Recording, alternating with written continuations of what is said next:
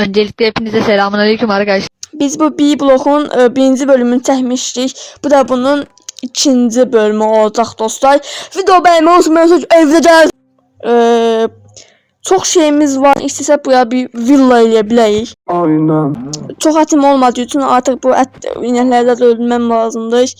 Bu qoyunu öldüm bizdən. Bu qoyunu mən çox sevirəm. Çox şirindir. Çox şey.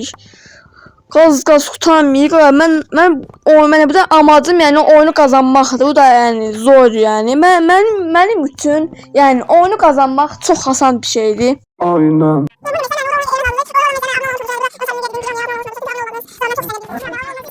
Buraya sandıqlar qoyacağam çünki artıq çox əşyam olduğu üçün əşyaları qoymaya tapmayan bu inək ölmək istəmirsə gəllər buraya. Çəkil buradan hə. Buraya qoyacağım. Dostlar, burada abunə olmayı unutmayın. Çox əmək verirəm videolara. Videonu çəkmə, editləmə, səsləndirmə, yəni videonu sonradan səsləndirəm. Dostlar, yəni abunə olmanızı istəyirəm sadəcə. Axşam oldu. Axşam niyə belə gec oldu? Tez oldu hə. Yavaş-yavaş buradan cebdən yataq dostlar. Qaz. Donlu ağzına verəcəm bu saat. Gətdə buradan. Buraya ikinci bir ev düzəltəcəm. Taxtalarımızı buradan alaq 44 taxtamız olacaq. Qəşəng gedib buraya özümüzə bir ev eləyək. Çünki mən artıq onu qazanmaq istəyirəm. Yəni buradan nə qədər şey var. Buradan yavaş-yavaş evimizi tikməyə başlayaq. 2000 years later.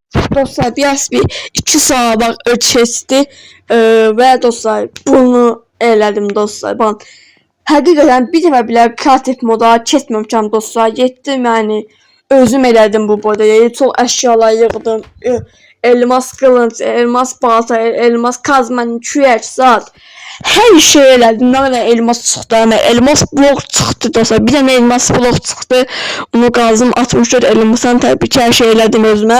Dostlar, yəni çox əmək verdim. Dostlar, bu arada abunə olmayı unutmayın. Sizə dedim biliyəm amma yenə də abunə olmanızı xahiş edirəm. Təzədən buradan qazmaya başlayaq. Doğrudan nə çəkməyəm mən. Çaşıb sən ağza vermişim bir dəfəsində. Pis düşmə.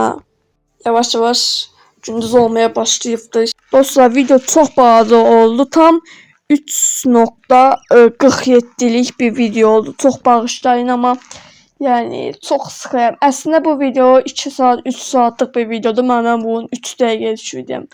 O qədər editlər, kəsitlərdən eləyəm, yəni zordur qədər. YouTube olmaq çox zor işdir. Yəni mən 3 zaman o qədər abunələri var. Mən 3 abunə ola bu qədər əziyyət çəkirəm, amma siz abunə olmusunuz.